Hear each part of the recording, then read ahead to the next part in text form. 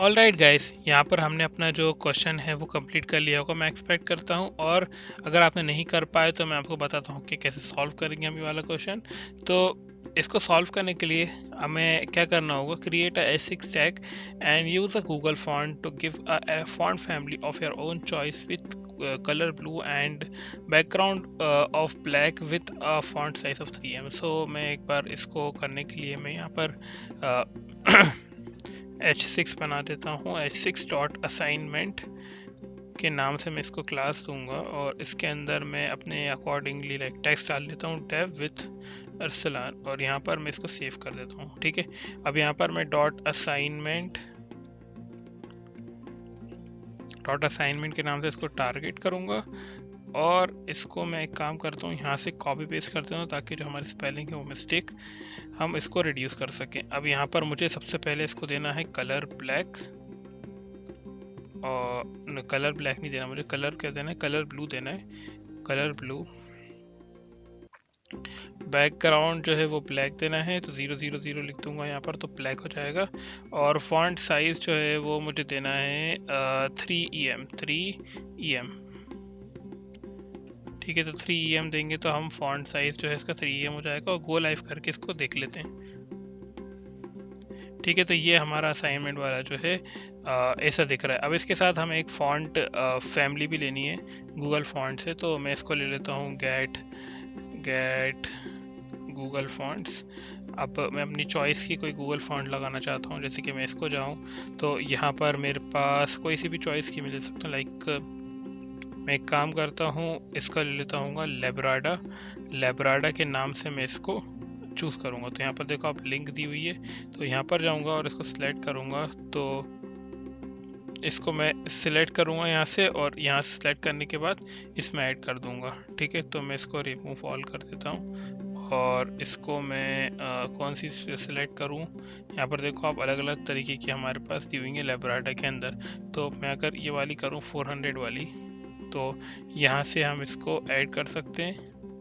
ठीक है, तो यहाँ से ऐड करने के लिए आपको मैंने बताया था कि इसको यहाँ से सिलेक्ट करना होगा। ठीक है, इसको मैंने यहाँ से सिलेक्ट कर लिया। ठीक है, और इसको सिलेक्ट करने के बाद मैं कॉपी करूँगा, और कॉपी करने के बाद मैं लेके जाऊँगा नीचे और इधर पर मैं पेस्ट कर दूँगा जस्ट बिलो दिस। ठीक है, मैंने आपको बताया था कि हम मल्टीपल दे सकते हैं इसके अंदर गूगल फॉन्ट, तो मैं इसको मल्टीपल दे सकता हूँ। अब यहाँ पर देखोगे कि ये जो है हम CSS पे लगा सकते हैं अब, क्योंकि इसको हमने लगा दिया है। ठीक है, तो लेब्राडा वाला हमने जब सेट किया तो यहाँ पर आप देख सकते हो कि इधर पर भी लिखा हुआ आ रहेगा लेब्राडा। ठीक है, तो यहाँ पर फैमिली का आप देख सकते हो कि लेब्राडा लिखा हुआ आ रहा है, तो मतलब ये जो है उसी के लिंक है। ठीक है, अब यहाँ पर मैं जाऊँगा डॉट असाइनमेंट में, फॉन्ट फैमिली को इधर पर पेस्ट कर दूंगा और ये हमारा जो है क्वेश्चन सॉल्व हो गया है। तो देखो यहाँ पर चेंज हो गया हमारा फॉन्ट फैमिली। तो गाइस ऐसे ही सॉल्व करेंगे हम ये वाला क्वेश्चन। आई होप कि आपको ये चीज़ समझ में आ गई है और आपने वाला क्वेश्चन सॉल्व कर लिया होगा। बट जिन लोगों ने ये सॉल्व नहीं कर पाए थे, मैं उनके लिए बता रहा हूँ कि ऐसे क्वेश्चन सॉल्व किया जाएगा। सो गाइस, अब आज के ट्यूटोरियल में हम डिस्कस करेंगे, हमारा टॉपिक है आज का कि लिस्ट और लिंक्स क्या होती हैं। तो मैं इसको क्लोज कर देता हूँ और मैं अपना फाइल खोलता हूँ यहाँ से। ठीक है, तो मैं फोल्डर खोल लेता हूँ यहाँ से और गूगल फॉन्ट्स मेरा फोल्डर ये रहा। तो इसके अंदर मैंने एक फ़ाइल बनाई है CSS गूगल फॉन्ट्स के नाम से, सॉरी लिस्ट और लिंक्स के नाम से मैंने एक फ़ाइल बनाई है। तो मैं उसको आपको खोल के बताता हूँ। ओपन विद कोड करेंगे हम यहाँ से, और यहाँ पर देखो आप मैंने लिस्ट डॉट TXT के नाम से बनाई। मैं इसको रीनेम करके लिंक्स भी डाल देता हूँ इसके अंदर, links and list dot TXT। इसको कंट्रोल B से फाइल ट्री को हाइड करूँगा। सबसे पहले हम यहाँ पर लिंक्स डिस्कस कर लेते हैं। तो उसके लिए मैं डिस्कस करने के लिए मैं यहाँ पर एक फाइल बना लेता हूँ links.html, और यहाँ पर मैं डालूँगा लिंक्स। ठीक है, और लिंक्स के बाद यहाँ पर मैं कंट्रोल इंटर से नीचे आऊँगा और स्टाइल टैग डालूँगा। ठीक है, अब लिंक्स क्या होती है मैं आपको बताता हूँ कि अगर हम कोई सी चीज़ पे क्लिक करें और वो हमें दूसरे पेज पे लेके जाए या फिर हमारे लिए कुछ खोल के दे, तो उसे हम लिंक कह सकते हैं कि एक दूसरे से हमने किसी चीज़ को कनेक्ट करा, तो उसे बोलेंगे हम लिंक। वैसे ही हम CSS का यूज़ करके लिंक डाल सकते हैं, और लिंक डालने के लिए मैं आपको बताता हूँ हम क्या करेंगे। हम डालते हैं ए, तो ए क्या होता है, ए यानी कि लिंक। ठीक है, तो href क्या होगा, उसके अंदर आप URL डाल दो। लिंक जैसे कि मैं अगर डालूँ यूट्यूब का डाल लेता हूँ मैं, तो मेरे यूट्यूब चैनल का अगर मैं जाऊँ यूट्यूब पे, तो यहाँ पर अगर मैं अपने चैनल का योर चैनल खोल लेता हूँ यहाँ पर। ठीक है, तो इसको कॉपी करूँगा और मैं इसको यहाँ पर से पेस्ट करूँ और यहाँ पर इसको सेव कर दूँ। तो यहाँ पर मैंने एक लिंक डाल दी।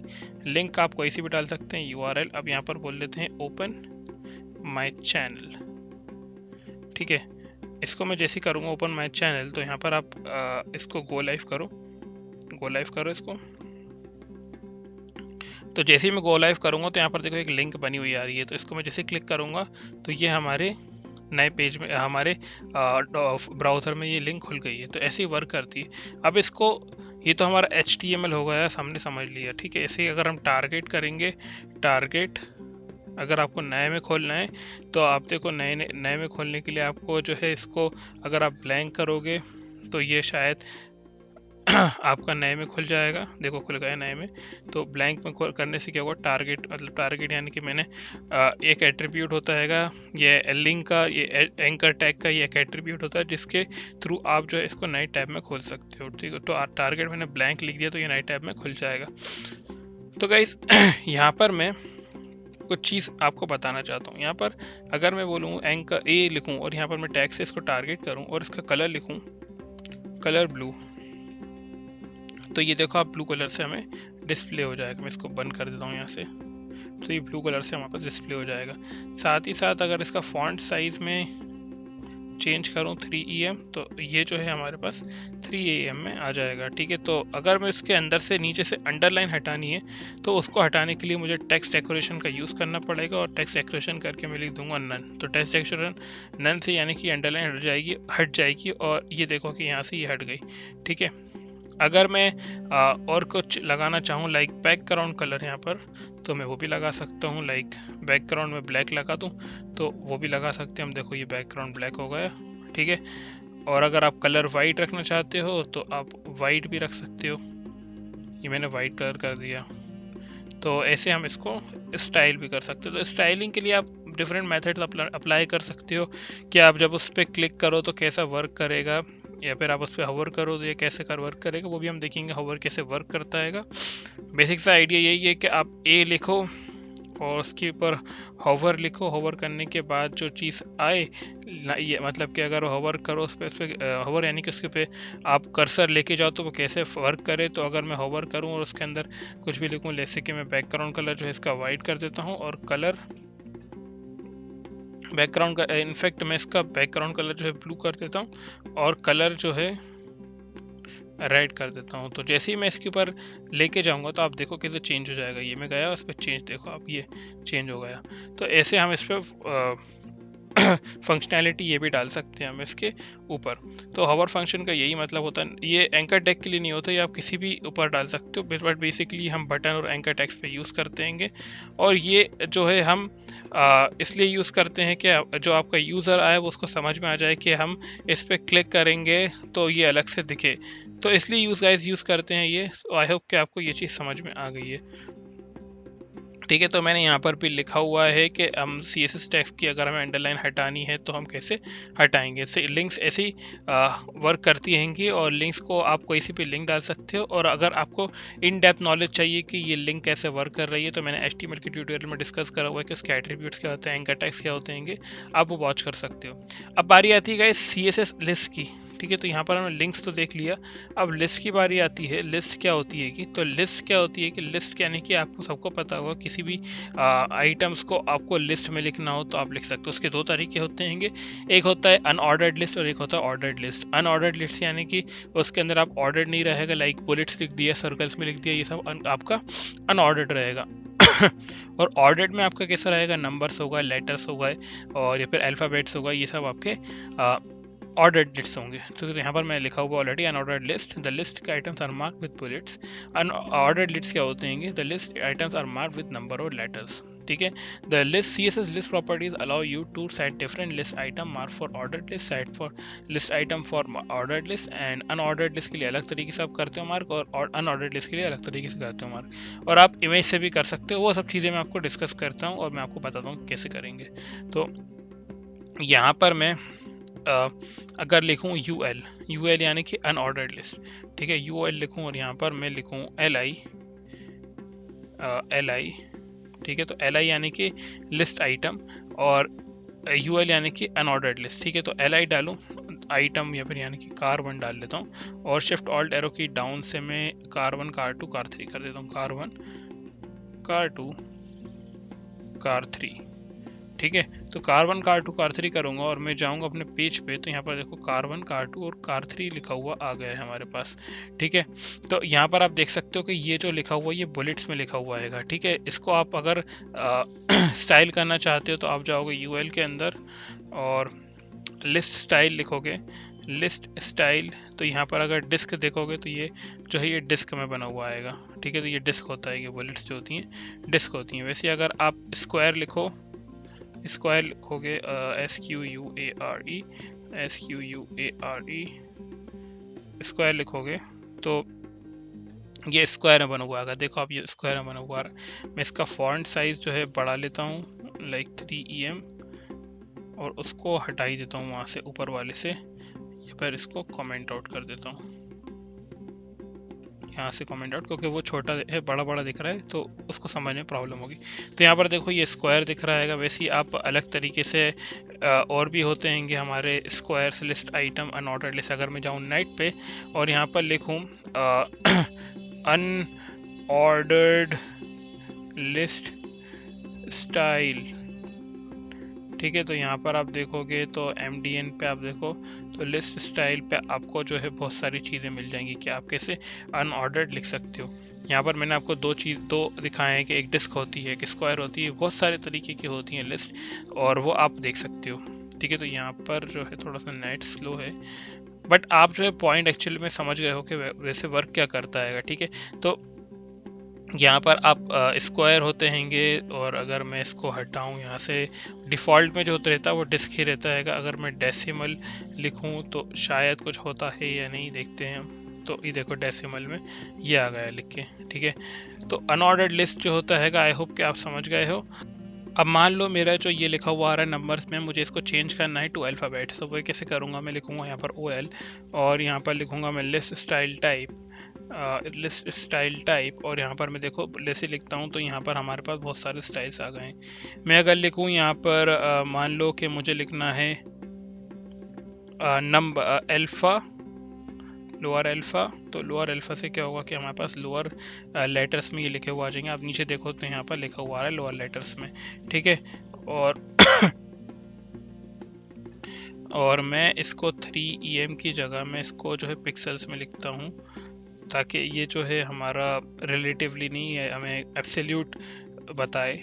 तो मैं लिखता हूँ 28 पिक्सल्स। ठीक है, तो हमें रिलेटिव नहीं चाहिए, हमें चाहिए एब्सोल्यूट पिक्सल्स। तो यहाँ पर ये absolute pixels, absolute font size चाहिए, तो एब्सोल्यूट फॉन्ट साइज़ जो हमें से मिल जाएगा। ठीक है, यहाँ पर इसको कॉपी करूँगा और यहाँ से मैं इसको पेस्ट कर दूँगा इधर पर और यहाँ पर अनऑर्डर्ड की जगह लिख दूँगा ऑर्डर्ड। तो यहाँ पर हमने ऑर्डर्ड लिस्ट लिख दिया, यहाँ पर हमने एक अनऑर्डर्ड लिस्ट बना दी और यहाँ पर भी मैं 28 पिक्सल्स लिखूँगा ताकि दोनों में साइज़ जो है वो सेम रहे। और हमें देख सकते हैं यहाँ पर अगर हम लोअर अल्फ़ा लिखें और यहाँ पर मैं लिखूँ अपर अल्फ़ा लोअर की जगह, तो अपर अल्फ़ा यहाँ पर आप इससे देख सकते हो अपर अल्फ़ा। जैसे मैं लिखता हूँ अपर अल्फ़ा तो यहाँ पर आप देखोगे कि ये जो है अपर में लिखा हुआ आ गया है। ठीक है, वैसे ही आप रोमन नंबर्स में लिख सकते हो और बहुत से तरीके होते हैं लिखने के। तो गाइस ऐसे हम लिख सकते हैं लिस्ट स्टाइल टाइप। आप देख सकते हो आपको MDN पे आपको बहुत सारे जो मिल जाएंगे, आप जाओगे MDN पे तो आपको बहुत सारे लिस्ट स्टाइल टाइप मिल जाएंगे, आप जैसे लगाना चाहते हो। ठीक है, रोमन में होता है, लोअर में अल्फ़ा, अपर अल्फ़ा में होता है, तो बहुत सारे लिख सकते हो आप। और वो आप कवर कर सकते हो। ठीक है, तो अभी मैं आपको क्या बताता हूँ कि अगर आपको इसको टारगेट करना हो, मान लो कि इसके अंदर बैकग्राउंड कलर देना है तो आप वो भी दे सकते हो। बैकग्राउंड कलर मान लो मुझे देना है ब्लू, तो मैं वो दे सकता हूँ। देखो यहाँ पर ब्लू कलर आ जाएगा, ये आ गया हमारा ब्लू कलर। साथ ही साथ अगर मुझे इसके अंदर के आइटम का कलर देना, जैसे कि मेरे पास L1 है तो L1 को मैं टारगेट कर सकता हूँ, सॉरी LI को। तो LI जो है इसको टारगेट करूँगा तो सारे LI जो है इंक्लूडिंग दिस ये भी टारगेट हो जाएंगे। तो इसको मैं अलग से क्लास दे के कर सकता हूँ। ठीक है, तो अलग से क्लास दे देते हैं,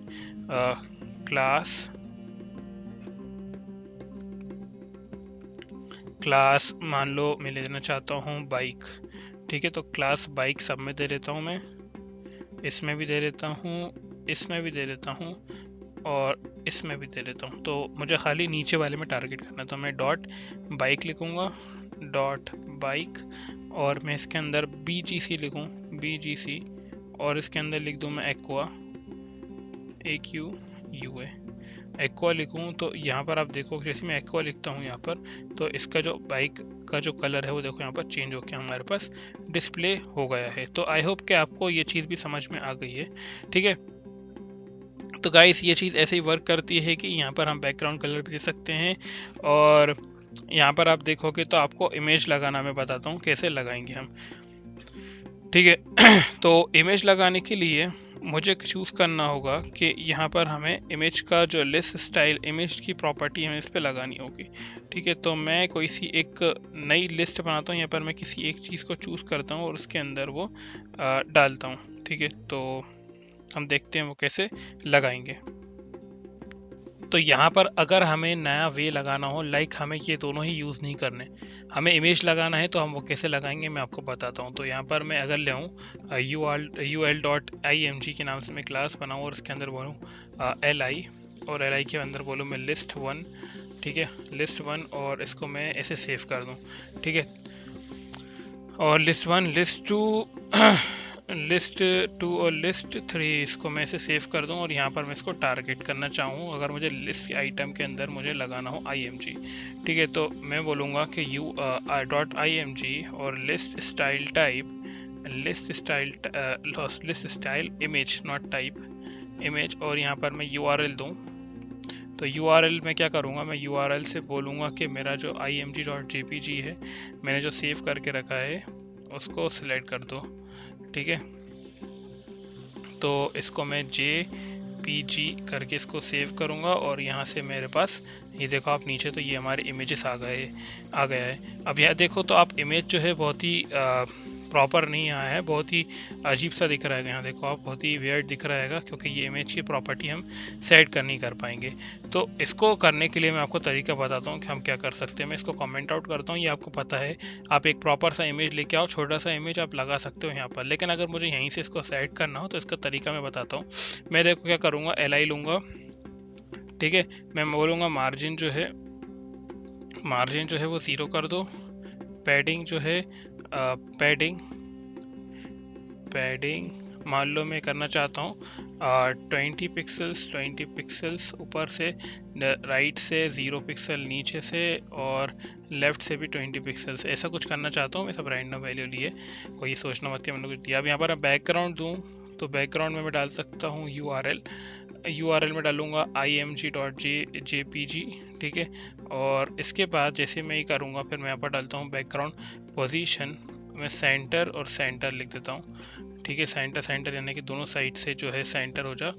फिर उसके बाद मैं अगर बैकग्राउंड साइज़ दूँ तो मैं बोलना चाहता हूँ कि इसका 40 पिक्सल साइज़ कर दो, और बैकग्राउंड रिपीट जो है उसको कर दो नो रिपीट। सो ये ऑलरेडी हम प्रॉपर्टीज़ डिस्कस कर चुके हैं, हम अपने चैप्टर में पिछले ट्यूटोरियल में हमने डिस्कस कर चुके हैं। सो आई होप कि इसमें प्रॉब्लम नहीं होगी आपको।